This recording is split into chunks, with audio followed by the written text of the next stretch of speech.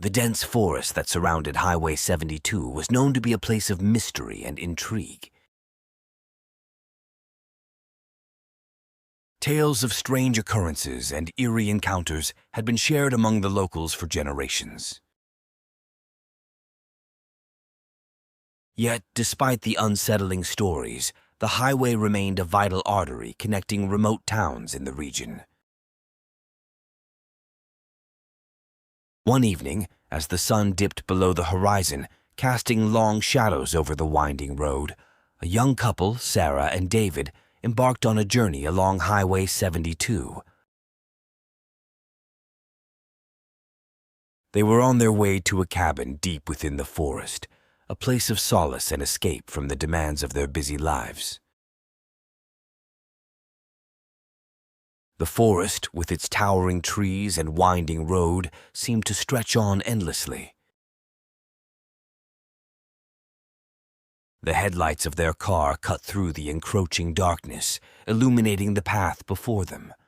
The road seemed eerily quiet, devoid of the usual traffic.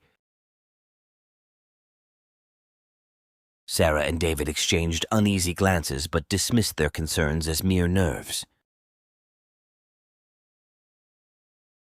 As they delved deeper into the forest, the atmosphere grew thick with a sense of foreboding.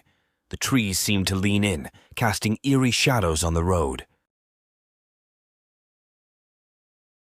The air turned icy, and a heavy silence enveloped the car. It was as though the forest itself held its breath.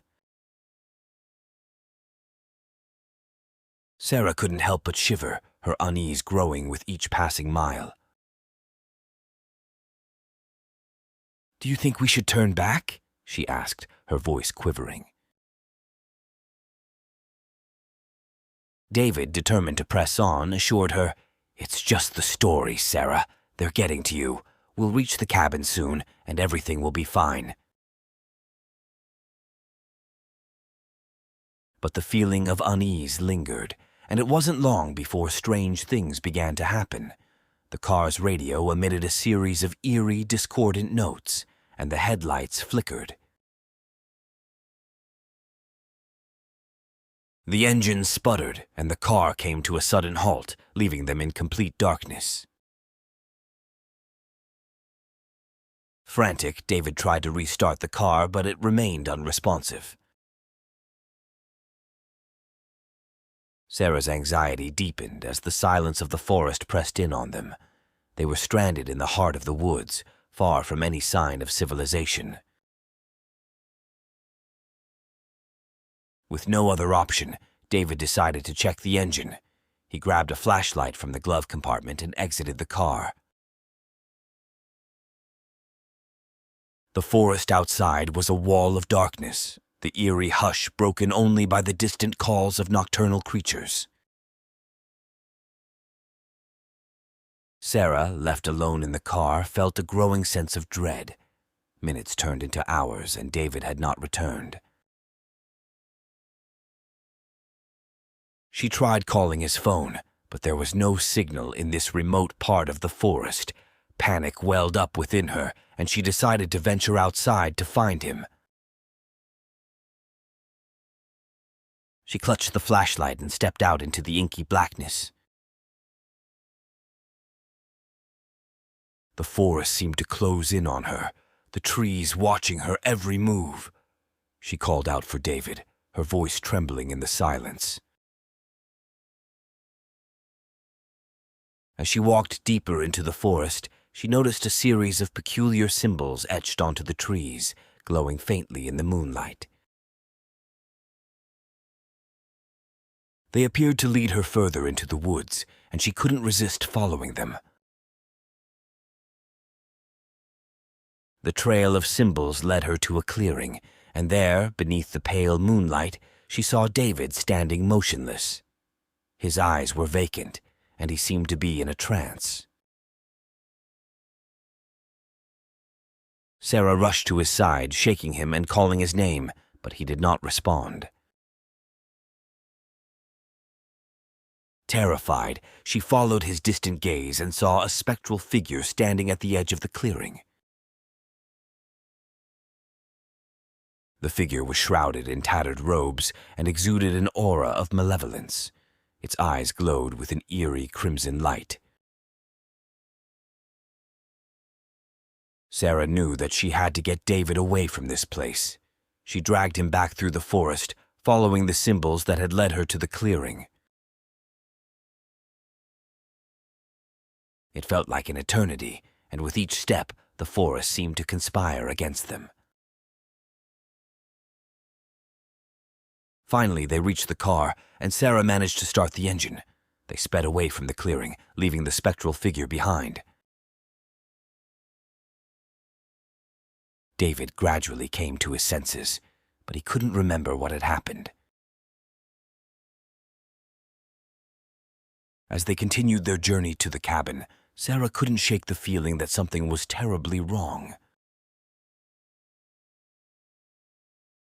She told David about the symbols, the spectral figure, and the eerie events in the forest. He listened in disbelief, unable to comprehend the horrors they had encountered. The cabin appeared in the distance, a welcome refuge from the terrors of the forest. Sarah and David rushed inside, locking the doors and windows. The cabin was old and rustic, but it felt like a sanctuary. They spent a restless night, their sleep disturbed by strange noises in the forest and the feeling of being watched. The following morning, they decided to leave the cabin and return to civilization, their desire for escape outweighed by the growing dread. As they made their way back along Highway 72, the forest seemed even more oppressive than before. The road stretched on endlessly, and the shadows of the trees seemed to reach out, threatening to ensnare them. Their car, which had served as their escape, now felt like a prison. The unease that had haunted them in the forest continued to grow, and they couldn't shake the feeling that they were being pursued. Just as the sun dipped below the horizon, casting the forest into darkness, their car once again came to a sudden halt. The engine died, the headlights flickered, and the eerie, discordant notes from the radio returned. With trembling hands, David attempted to restart the car, but it remained unresponsive. The forest outside seemed to pulse with malevolence, and the silence pressed in on them like a suffocating shroud. Sarah, her fear mounting, caught a glimpse of something in the rearview mirror, a spectral figure, the same one they had encountered in the forest. It stood at the edge of the road, its eyes glowing with an otherworldly light. Desperation overcame them as they tried to escape the car. With a final frantic push, the engine roared to life, and the car surged forward. The spectral figure reached out, its fingers brushing the car's window, and it let out a haunting wail. As they sped along the winding road, Sarah and David couldn't escape the feeling that they were being pursued by an otherworldly force. The forest seemed to come alive, with shadows and specters darting among the trees. The spectral figure continued to haunt them, its presence growing stronger. Hours turned into an endless, nightmarish journey. The highway seemed to stretch on infinitely, and there was no sign of escape.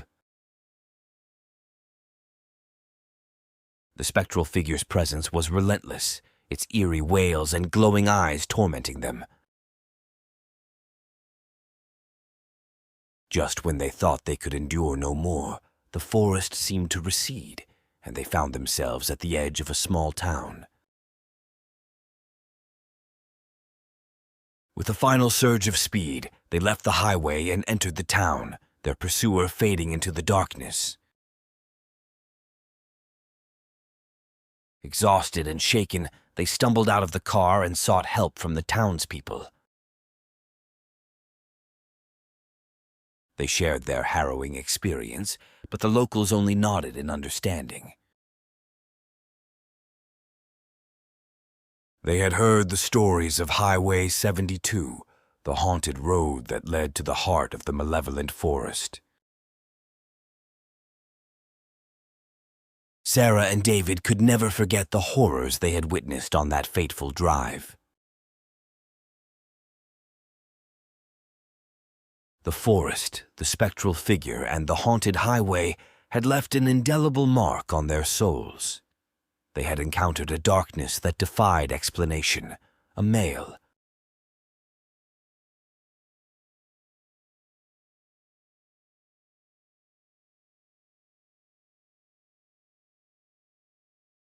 For more scary horror stories, please subscribe.